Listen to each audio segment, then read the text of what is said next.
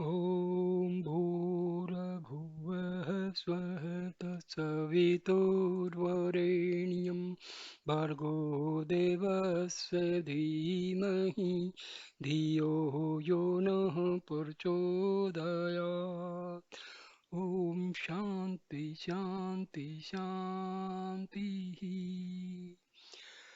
Namaskar, dear friends. Now I'm starting my fifth video about the book The Final Talks by Annamalai Swami. So, the video starts with Annamalai Swami says, you stumble around in the darkness of your mind, not knowing that you have a torch in your hand.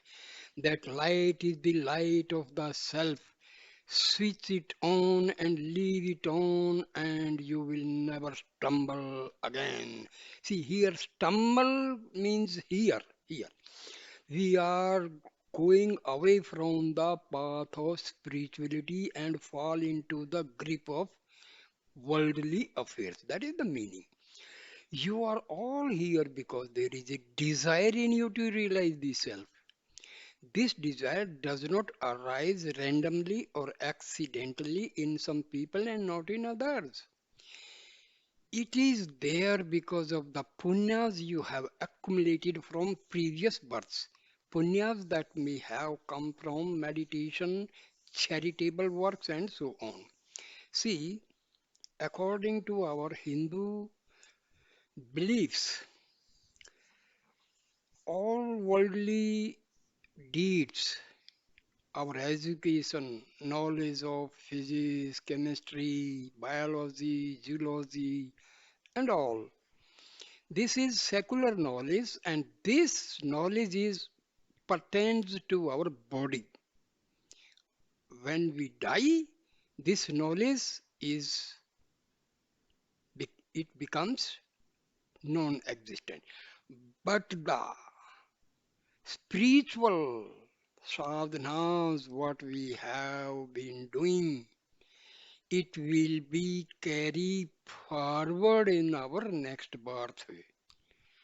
So, when we die, where we stops, where we leave our sadhana, from there on, it will start in the next birth. So, that is the belief, and it is correct.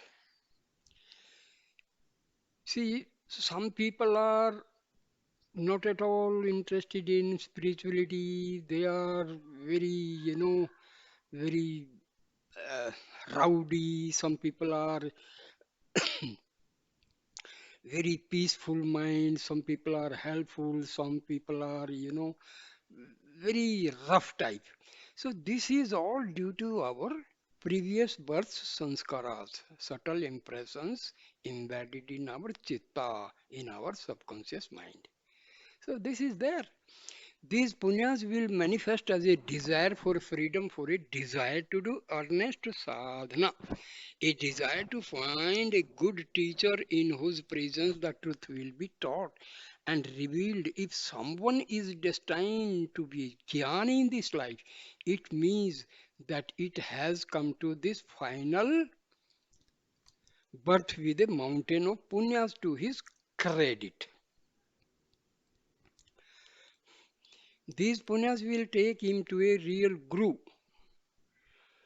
to a real satsang, and in this environment he will do sadhana and achieve the goal. If one if one does not have this mountain of punyat from the past, there will be no desire for freedom, no desire to look for a guru who can deliver it. Such a person may meet a guru, and that guru may even give him good advice, but the determined resolve to put that advice into effect will not be there.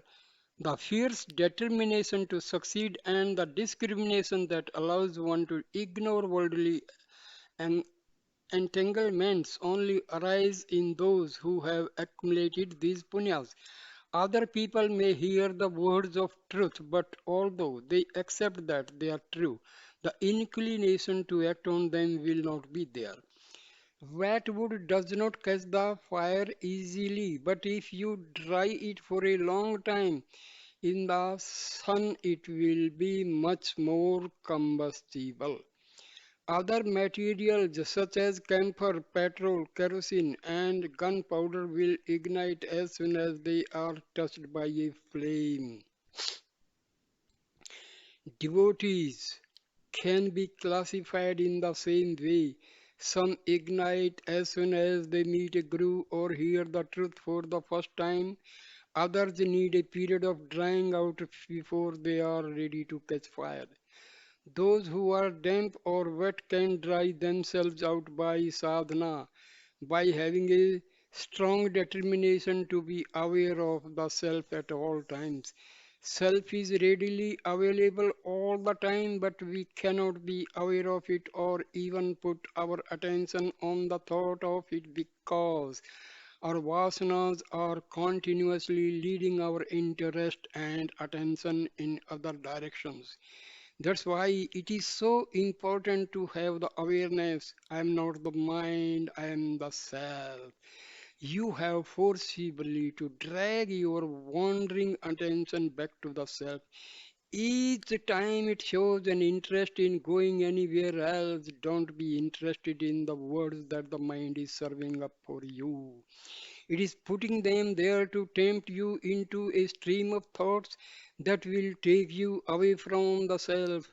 You have to ignore them all and focus on the light that is shining within. When I was serving Bhagwan in the 1930s and 40s, I obeyed chattering mind trying to lead me astray. I ignored the words and advice of everyone else in the ashram and kept all my attention on Bhagwan and his instructions to me. Even Chinna Swami had to concede finally that I was following the correct course. One day he came up to me and said, "You are not listening to my words or carrying out my instructions. You are only paying attention to Bhagwan's order." This determination could only be a result of all the punas you have accumulated in many previous lives. If there is no external light such as Bhagwan to guide you, you have to look within to find the self. You will know you will not benefit from looking anywhere else, from doing anything else, or from listening to any other voice. Walking round and round a temple, doing rituals to a deity, other activities like these will not bring you any nearer to the self. The pujas, the tapas, the rituals, these are just for beginners. Meditation is the syllabus in a higher class. We need not waste our time by indulging in the activities of the infant class again and again. Here in this class, I ask you to put all your attention, all your interest on realizing the final teaching. I am not the body or the mind, I am self. All is the self. This is Bhagwan's final teaching. Nothing more needs to be added to it. Keep good company while you pursue this knowledge, and all will be well. Question. I know that listening to the Guru and believing his words is important. When he says, "You are the self, the world is not real," and so on, I can accept that what he says is true, but my belief in the truth of those words does not seem to make it my experience. Annamalai Swami. You must believe the Guru and you must also believe your own experience because the Guru is not telling you to add another belief to your mind. He is instead telling you to look at your own experience of yourself and in doing so disregard everything else. There is a story that Ramatirth used to tell. A man who was a little mad lived in a small village. with his wife. His friends liked to tease him and make fun of him because they all thought he was stupid. One day, one of them said, "We have some bad news for you. Your wife has become a widow." He believed them and started crying out in grief, "My wife has become a widow. My wife has become a widow." Some of the people he passed on the street laughed at him and said, "Why are you mourning? You are very much alive. How can your wife be a widow if you yourself are alive to complain about it?" "My closest friends have told me this," he replied, "and I trust them. They are very reliable people. If they are saying that my wife has become a widow, it must be true." We would think that a man who behaved like this was utterly stupid because he chose to believe the words of others instead of his own experience. But are we any better? We believe on the basis of indirect information provided by the senses that we are the body. The experience of I am of the self is present in all of us, but when the mischievous senses gang up on us and try to make us believe something that is patently untrue, we believe them and ignore our indirect experience. Then we grieve about our state, lamenting, "I am bound, I am unenlightened, I am not free." And even when the Guru comes along and says, "You are the self, you are free," why do you insist on believing this misinformation that the mischievous senses are giving you? Still, you do not believe the truth. You tell him, "The senses have always given me reliable information in the past. I have learned to trust them. What they tell me must be true." And so you go on giving and complaining even when your direct experience and the words of the Guru agree with each other and reveal the truth. Question put to Annamalai Swami: "You are saying that I should listen to the Guru because what he says is the truth of who I am?" Annamalai Swami replies, "You should trust the Guru because his interest is in showing you the truth. He may occasionally say things that are not true, but he will say them only because he knows his words will push you in the right direction." I once heard a story that illustrates this. A rich man used to meditate once in a while. He had a guru, an enlightened man, who used to tell him, "You are not the mind or the body, you are the self. Always abide as the self." The man would listen attentively, but neither his meditation nor his guru's words had much of an effect on him. One day he approached his teacher and said, "You have been telling me for years that I am not the mind and the body and that I am the self. I believe it and I meditate on this, but I don't see any changes in myself. This must be a very difficult technique because I don't seem to be making any progress with it." The Guru said, "Let me look at your palm. I may be able to see something that is more suitable to you." After examining the disciple palm, the Guru's face dropped. "This is very bad. You should have put in more effort earlier in your life. I can see that you only have about 1 week to live. There is not much that can help you now." The disciple was shocked. He went home thinking, "All my wealth and businesses are useless to me now. I put too much time into them and not enough into my spiritual practice. There is nothing I can do now, but I can at least spend my last few days meditating." He went home and told his wife, "My life is coming to an end. My Guru has warned me that this is my final week. I am going to spend my last few days meditating alone. Please tell my friends and relatives that I don't want to be disturbed. After a few days, his guru came to see how he was getting on. How is the meditation going? He asked. Your wife tells me that you have done nothing else for days.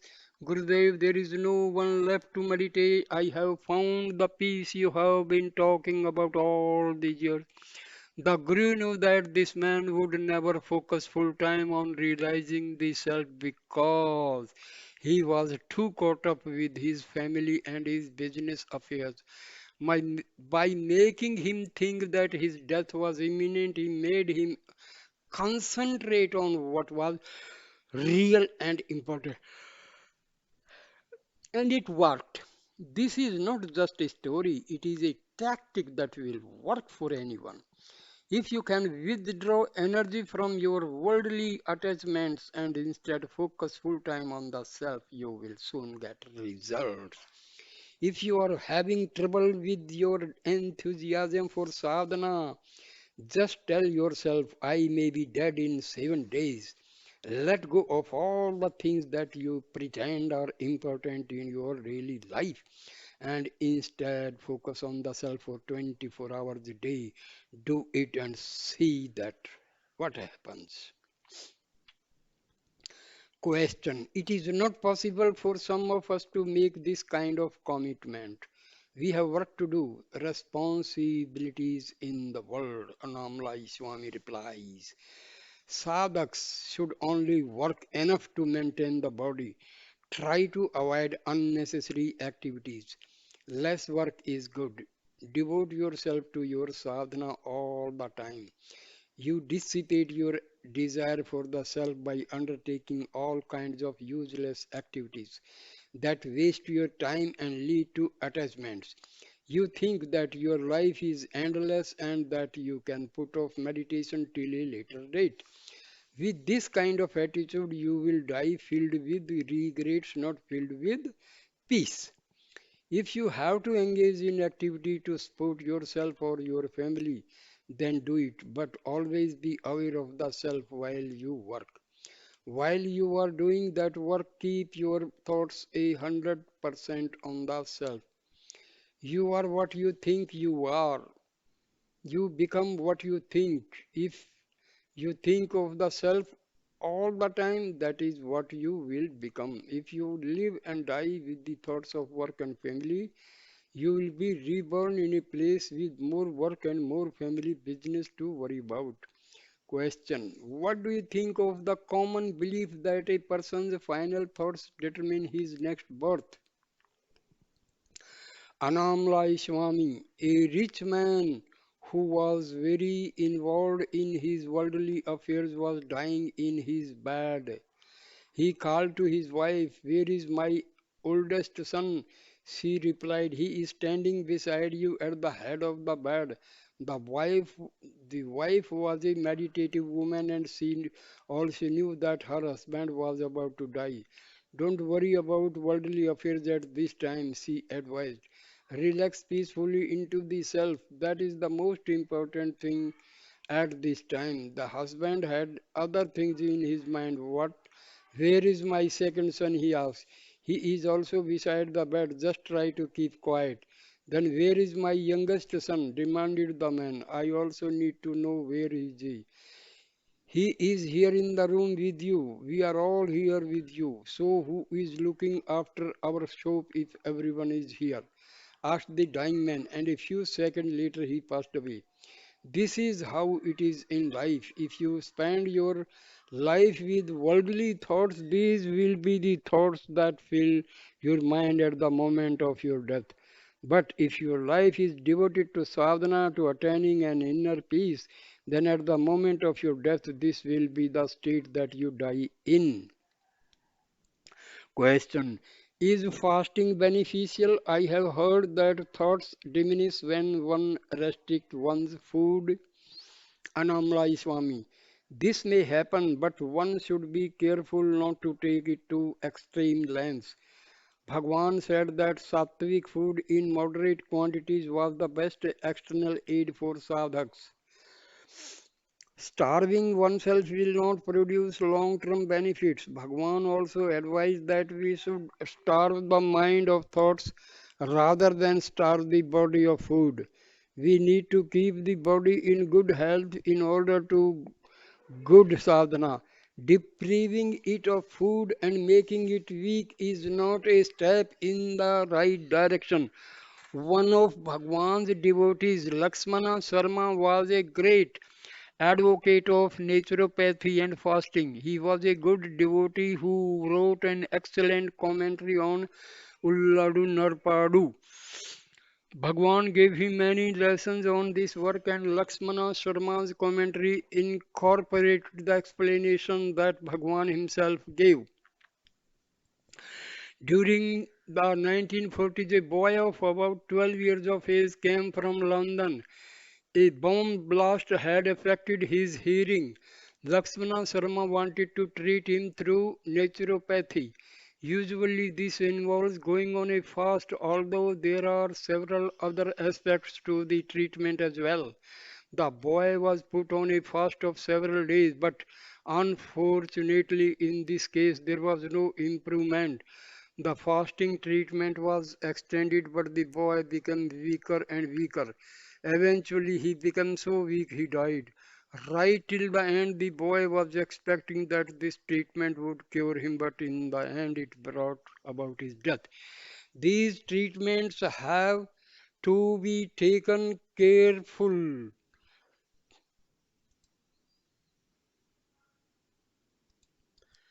These treatments have to be taken carefully. There are many people who will not be benefited by them. So we should make sure that we eat regularly. Annamalai Swami replies, we should not force ourselves to eat if we are not hungry. Eat food when you feel hungry. Food always tastes better if you have an appetite for it. Eating food at times directed by others is far less satisfactory if we take food at times when we have an appetite for it. We won't get sick. This is not just my advice.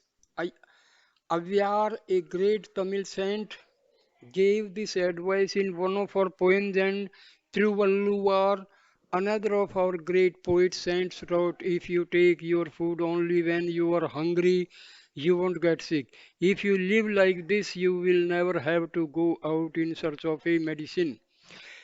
Question. I want to ask Swamiji a question. I want to relax more into the present and surrender to Bhagwan's will.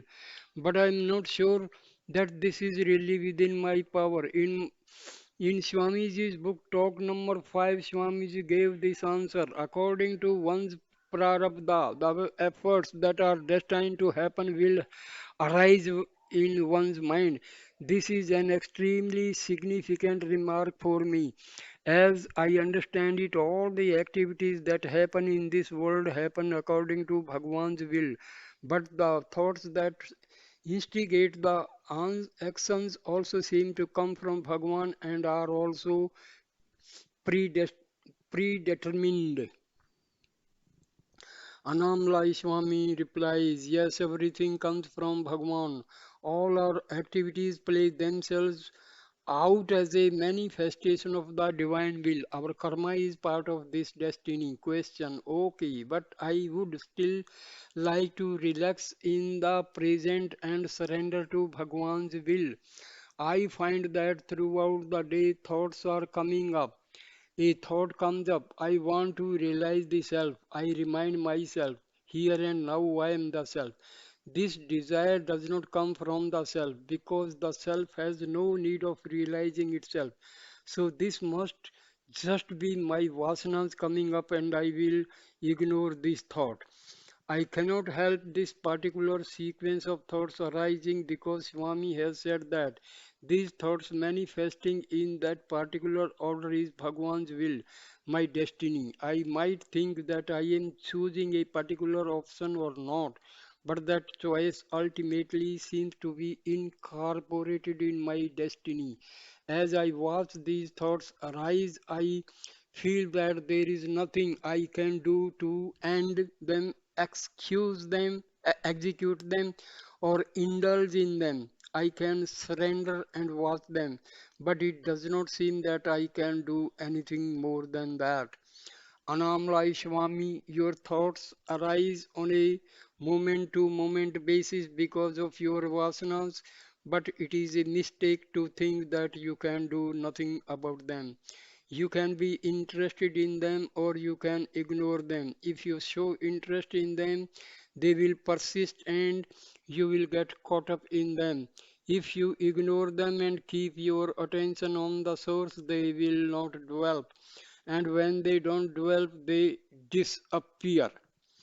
In Who Am I? Bhagwan compared this process to laying siege to a fort. If you cut off one by one the heads of the thoughts as they come out of the fort of the mind, sooner or later these will be none left. The way to do this is by self enquiry. As each thought rises, you ask yourself, to whom does this thought appear? If you are vigilant in doing this, the forest of thoughts will lessen and lessen until there are none left. When the thoughts have gone, mind will sink into its source and experience that source. Question. I want to understand this process of ignoring thoughts. Thoughts will arise. I want to realize the self. I have not realized the self, or I must do such and such a practice to realize the self. I realize that these are all desires, all vasanas, so I say to myself, I am the self. Here and now, I am the self. As Swamiji says, this seems to stop the flow of thoughts for a while.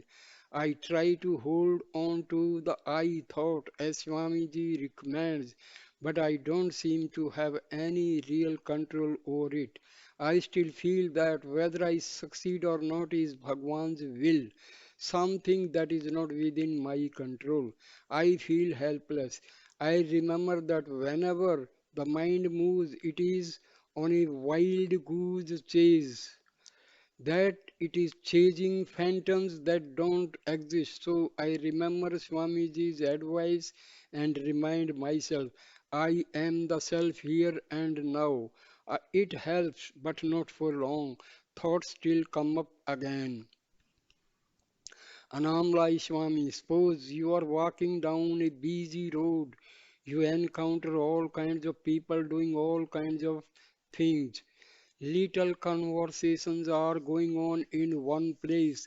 Perhaps workmen are digging a hole somewhere. Inside a store, a customer may be arguing about the price of some goods, while in the middle of the road there may be a crowd of people congregating around an accident victim. None of this is your business, but there is always a possibility that you will get interested in some or all of these activities and forget the reason why you are out on the street yourself. Don't get excited by anything you see and hear. Just walk steadily towards your destination. Your vasanas are all the side shows in your head that can drag your attention away from your main business, which is being aware of the self. If you have no interest in them, you will walk straight to your goal. If something temporarily distract your attention, bring yourself back by asking yourself, who is interested in all this? Who is getting interested in this distraction? This will deflect the distracting desire and it will bring you back to an awareness of your true purpose. Remember, nothing that happens in the mind is you and none of it is your business. You don't have to worry about thoughts that rise up inside you. It is enough that you remember that the thoughts are not you. Question that goes for all kinds of thoughts, Annamalai Swami. Whatever kind of thought arises, have the same reaction. Not me, not my business. It can be a good thought or a bad thought. treat them all the same way. To whom are these thoughts arising? To you. That means that you are not the thought. You are the self. Remain as the self and don't latch into anything that is not the self. Question. There is another thing that comes up for me. There is a desire for the earnest, earnestness to remember the self all the time. The mind will latch on to this and think, I should meditate more, I should pay more attention to being in the present. Ideas such as these set off whole change of thoughts. Yet this still looks to me to be an effort by the ego to realize the self that is already here. In some ways, it seems to me to be another distraction. Annamalai Swami replies, if you remain as the self, no vasanas and no karma will touch or affect you. If you remain in the mind, thoughts of one sort or another will bother you all the time. Question. If I understand correctly, my karma is all the activities that my body has to undertake on this life. I can be a witness to it, but I cannot change it. If I pick up this glass that is in front of me, it happened because it was my karma to pick it up in this moment. I do not have a choice. Either I am destined to pick it up or I am not. Bhagwan said the same thing. When someone picked up a fan and asked if that act was destined from the moment he was born, Bhagwan said, yes, it was destined. Annamalai Swami, if the thoughts I should meditate or I should realize arise, ask yourself to whom are these thoughts arising? Why do you need to think about your body and your mind so much? If you are the light, there is no darkness. If you are the self, there is no thought, no body, and no mind to give you any trouble. Any number of thoughts may come, let them but remember all the time, I am the self. You are not the vasanas, you are not the thoughts, you are the self. Keep that awareness and don't worry too much about what is going on in your mind and what it means. Don't allow any identification to settle on you. Don't think I am sitting in Bhagwan's shrine. Don't think I am doing, I am acting, I am sitting. You are the self, not the body. Even your vasanas are the self. All is yourself. There are no distinctions, no differences in the self. Nothing is separate from the self. You cannot find a single atom, a single thought that is apart from the self. All is the self. But is there anything I can do to discover this? Is not all effort pointless if you everything that happens to me is predetermined? Annamalai Swami, all these doubts that are troubling you arise simply because you are enmeshed in the I am the body thought and all the confusing consequences that it brings.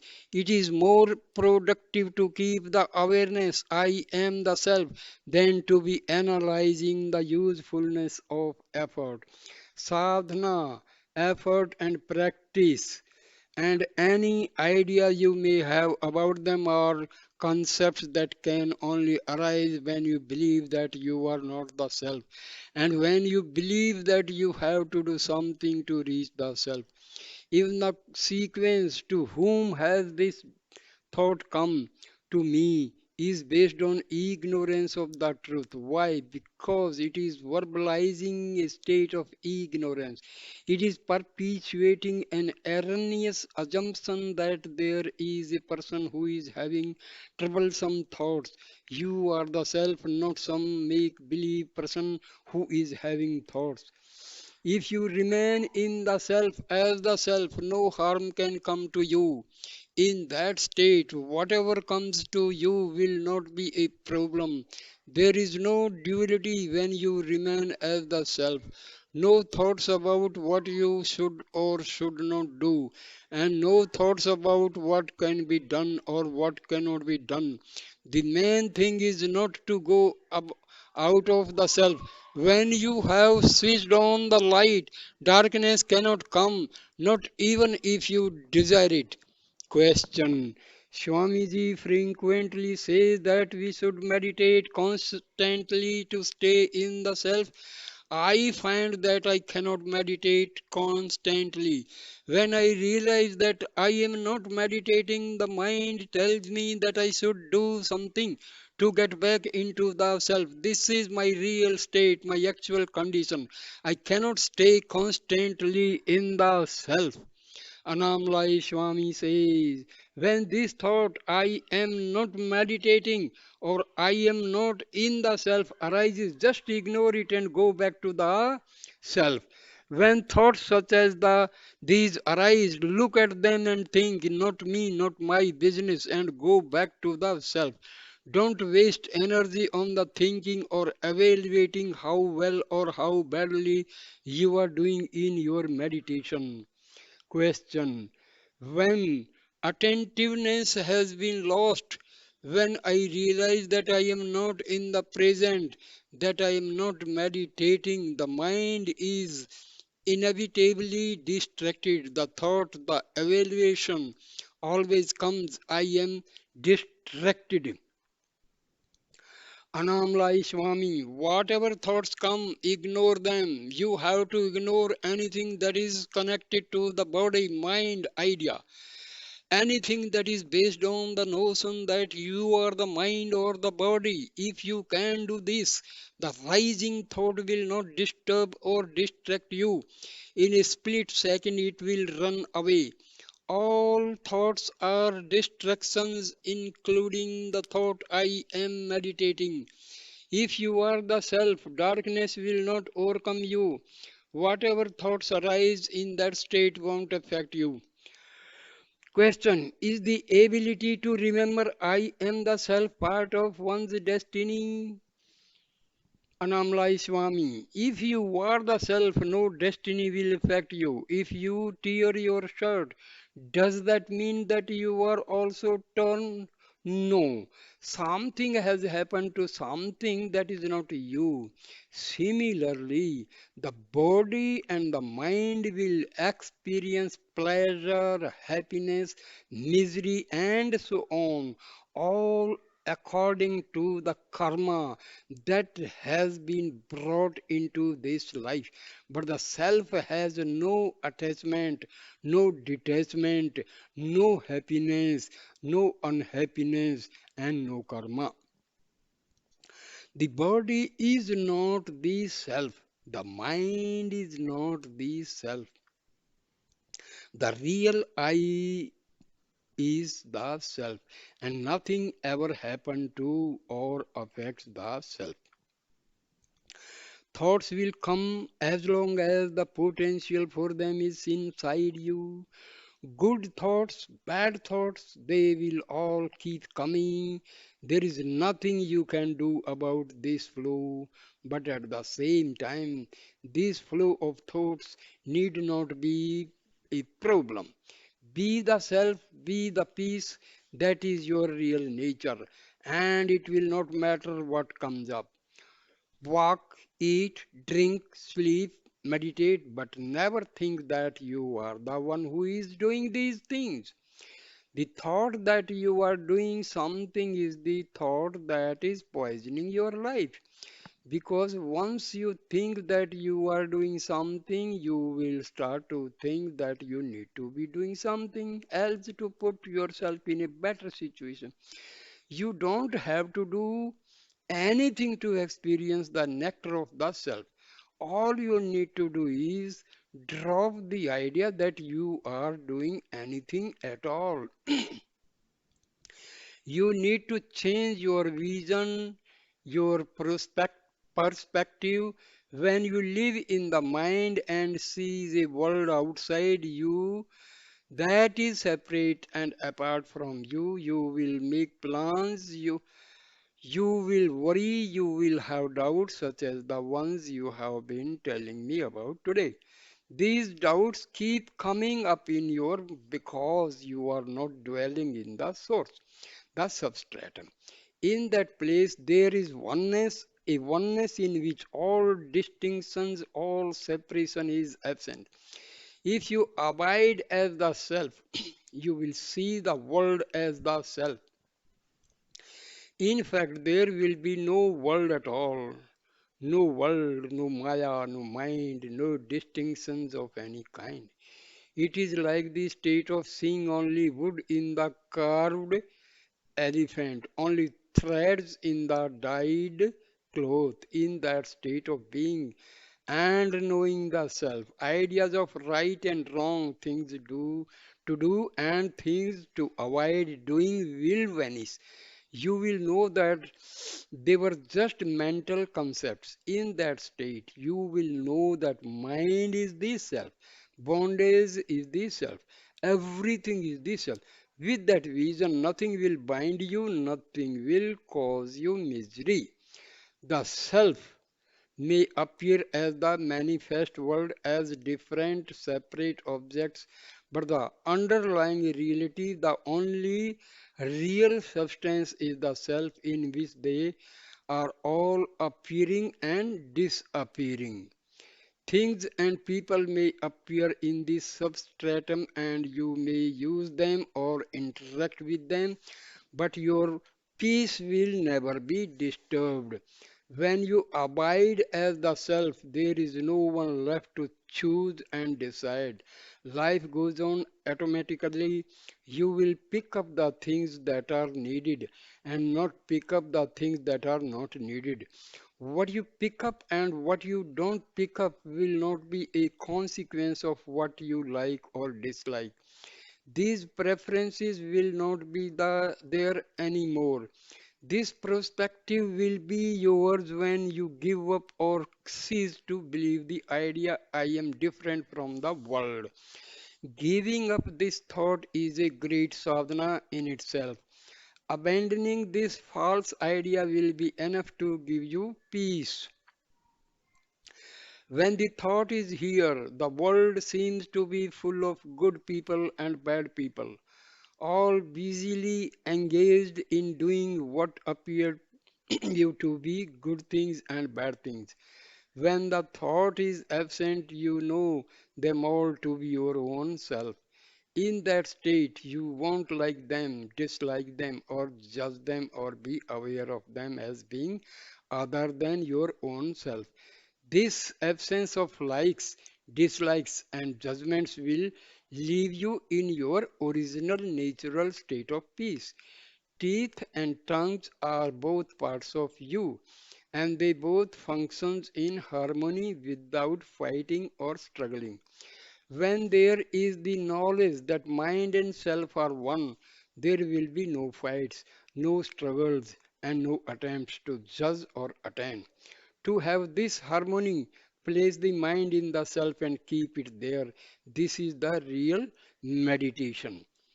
However, until you reach this state in which there are no distinctions and preferences, you should use a little discrimination with regard to who and what you associate with. Avoid bad company and bad thoughts and try to keep the conviction that nothing is separate from you. During sleep, you have no likes and dislikes. Gyanis and babies manage this while they are awake.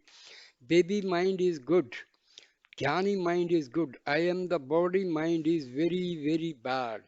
Question. It is a poisonous thought. Annamalai Swami replies, yes, yes, the I am the body thought is just as poisonous as a cobra. All is myself, all is the nectar of my own self. These are the great affirmations that counter the I am the body thought. Holding on to one of these sayings is the equal of millions of punyas.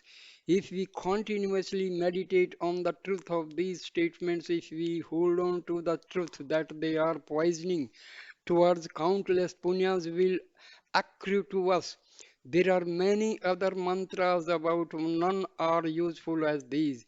Ribhu Gita says, all is one, all is the self. This is the truth that you have to hold on to the real I. Nothing is foreign in the entire universe.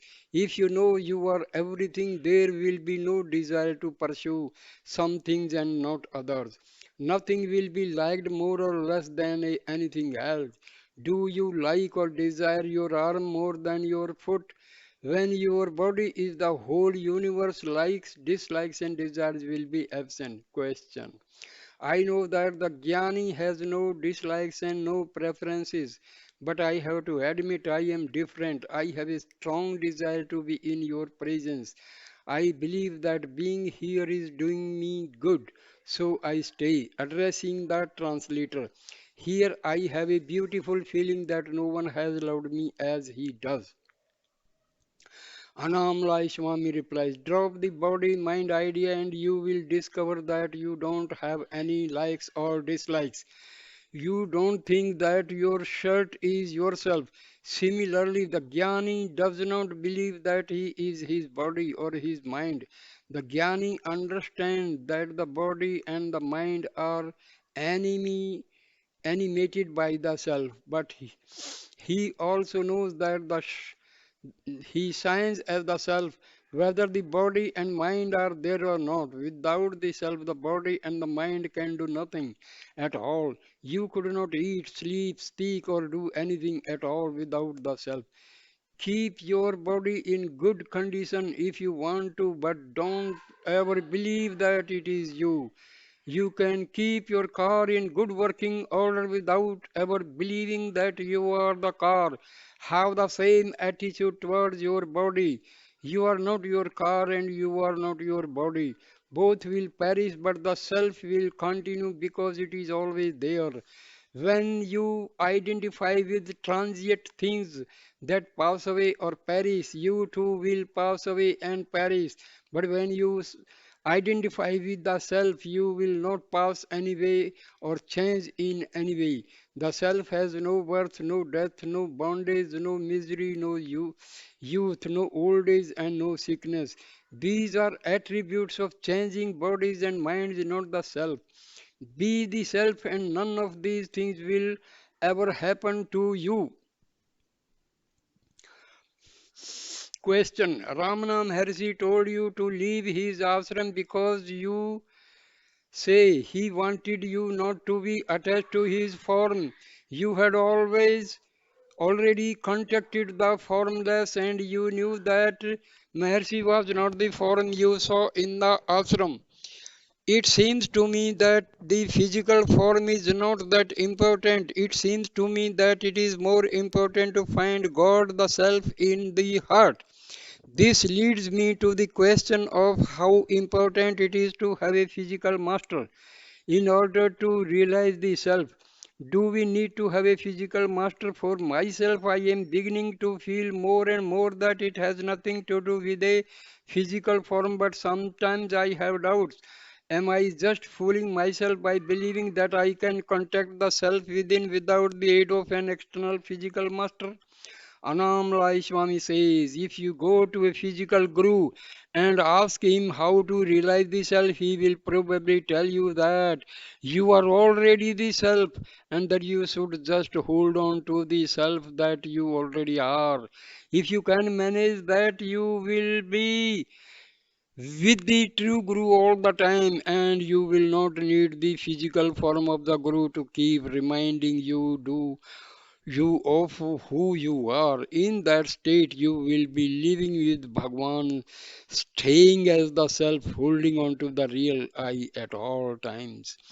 If you go to the physical form of the Guru and ask about the self realization, you will not be told about the importance of the physical form of the Guru.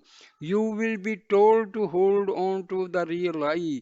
You will be told that you should not fall into the trap of believing that the Guru is just a body. The Guru is inside you as the self and outside you as a physical form that has manifested in the self. If you follow the advice that the physical Guru gives, you will discover that the inner and outer Gurus are one and the same. However, very few people can manage this by themselves. Question: is there still work to be done after the self is reached and experienced? Annamalai Swami says, initially, abidance in the self may not be firm and irreversible. Vigilance may be needed at first to maintain it. There is a verse from Kavalla Navanita that Bhagwan often quoted. It speaks of the need for vigilance even after the self has been experienced for the first time. In the verse, the disciple is speaking to his Guru. Lord, you are the reality remaining as my innermost self, ruling me during all my countless incarnations. Glory to you who have put on an external form in order to instruct me. I do not see how I can repay your grace for having liberated me.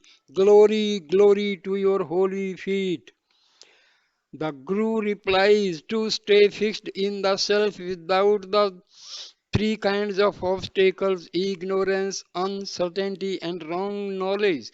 Obstructing your experience is the highest return to you can render me. The Guru knows that without vigilance, an initial experience of the self may slip away.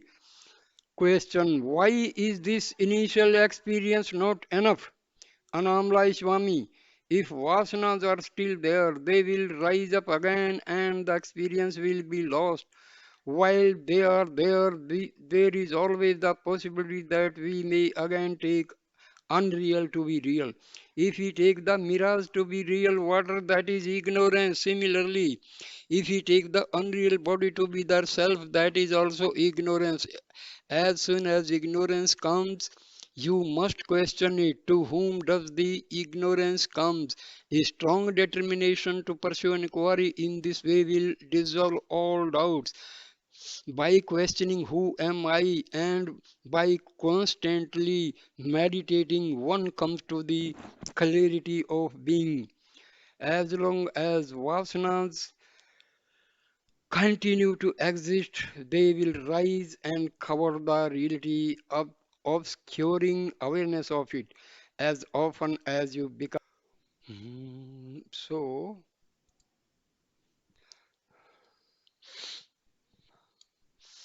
why is this initial experience not enough? Annamalai Swami, if vasanas are still there, they will rise up again and the experience will be lost. While they are there, there is always the possibility that we may again take the unreal to be real. If we take the mirage to be real water, that is ignorance. Similarly, if we take the unreal body to be the self, that is also ignorance. As soon as ignorance comes, you must question it. To whom does this ignorance come? A strong determination to pursue inquiry in this way will dissolve all doubts. By questioning who am I and by constantly meditating, one comes to the clarity of the being. As long as vasanas continue to exist, they will rise and cover the reality, obscuring awareness of it. As often as you become aware of them, question to whom do they come? This continuous inquiry will establish you in your own self and you will have no further problem. When you know that the snake of the mind never existed, when you know that the rope of the reality is all that exists, doubts and fears will not trouble you again. Question: what is that brings maturity and growth in a person? How do the gunas change in such a way that the mind eventually becomes sattvic? Annamalai Swami. Self has no birth, no death, no sufferings, and no problems. It is the witness of all these phenomena, but it is untouched by them. All these experiences happen to the mind and through numerous lives and mind lives. learn and matures. It takes a body and learns some lessons in that body. Then it takes another form, another body and learns something else. The mind goes on like this for innumerable lifetimes until finally it has learned enough to go back to its source, the self. Do the five seeds, the kosas, mature in this process? Do some of them mature or do all of them? Annamalai Swami replies, mind includes all the five kosas. Through many lifetimes, one can say that the kosas are maturing and growing, but realization ultimately has nothing to do with the mature mind or mature kosas. It is the state in which one transcends the five kosas and the mind. It is the state in which one finally understands that the mind, whether mature or immature, never really existed. Does the acquisition of spiritual knowledge make the mind mature? Annamalai Swami. The acquisition of knowledge belongs to the realm of education and not sadhana. Seeing everything as one is the true seeing, and controlling the five senses in the body is the true sadhana.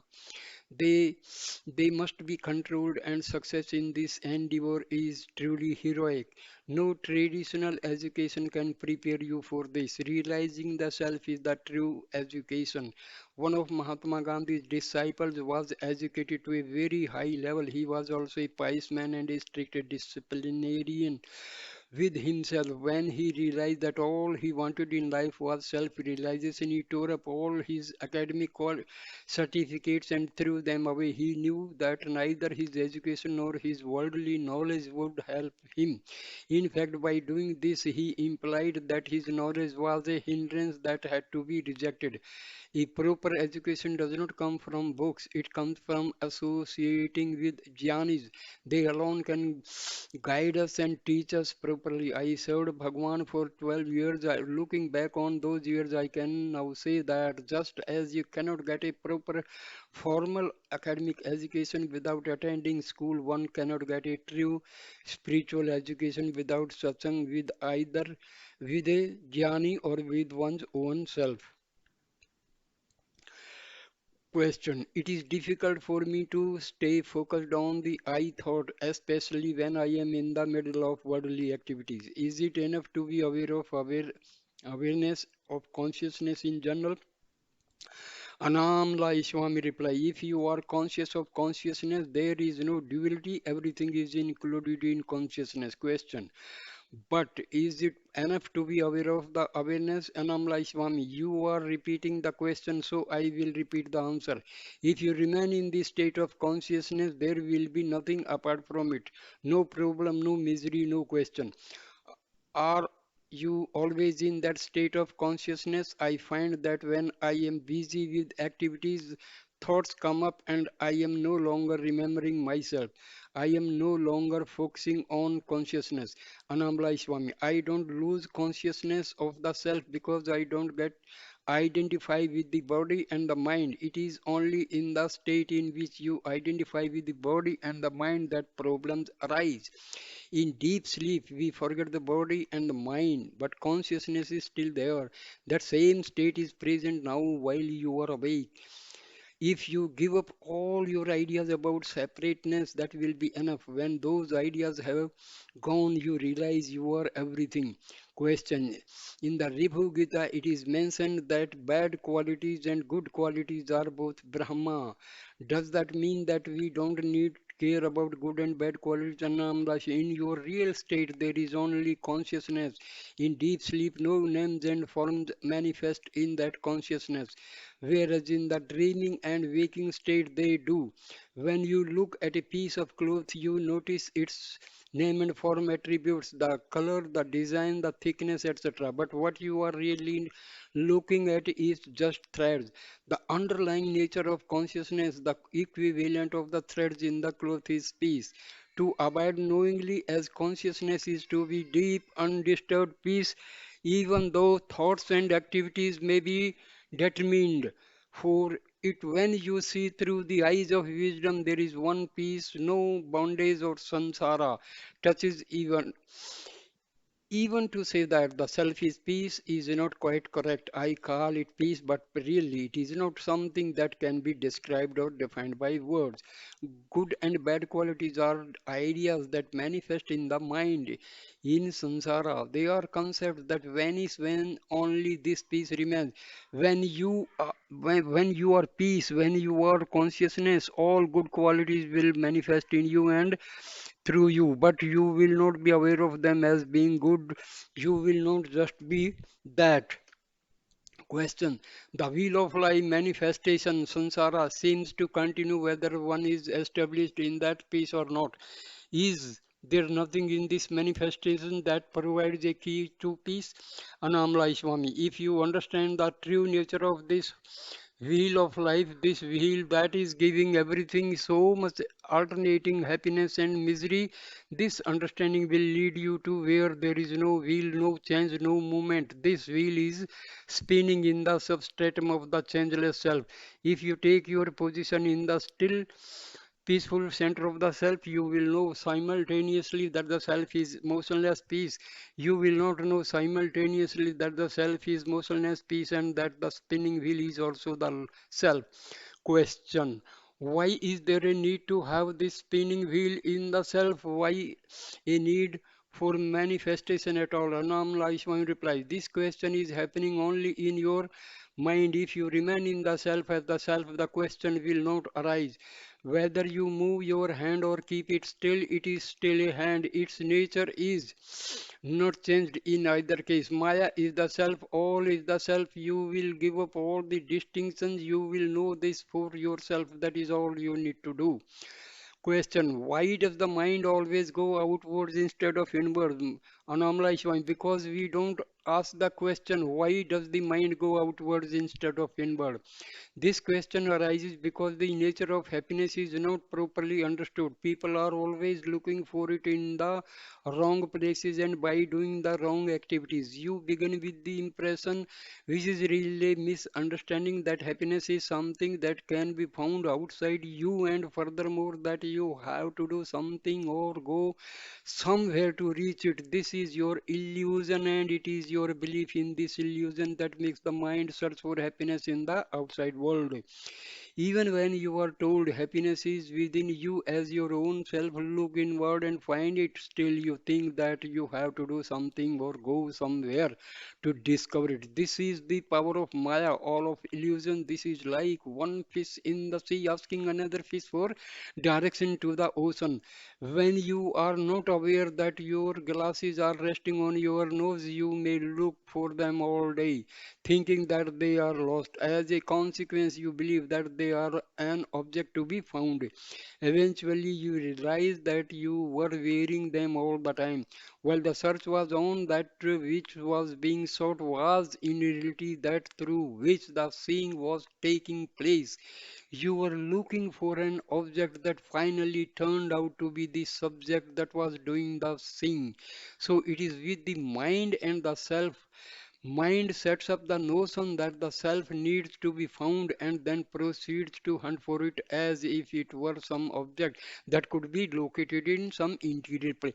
This is as foolish as a man with a goat wrapped around his shoulder, spending his time wandering around looking for his goat and asking everywhere he meets where it might be. Question. You say that I am the self and that I don't even need to look inwards to discover it. I think that grace is needed to experience the truth of this statement, since effort of any kind seems to be counterproductive. Annamalai Swami replies, grace is always present, always available, but for it to be effective, one must be in a state to receive it and make full use of it. If you want to take a full cup of water from a lake, you have fully to immerse the cup first. If you want to fill your mind with grace, submerge it fully in the self. In that place, the grace will manifest in you as peace and happiness. Question. Does the mind die gradually or suddenly? Anamla showing you. One answer is, when the sun comes up, does darkness disappear suddenly or gradually? Bhagwan speaks. speaking on this topic once remarked, someone mistakes a rope hanging in the darkness for a snake. He then asks how many years it will take for the snake to die. This is a better answer. If the mind does not exist, it cannot die either quickly or slowly. So here ends the book. So thank you, dear, for listening with patience. Thank you so much. Please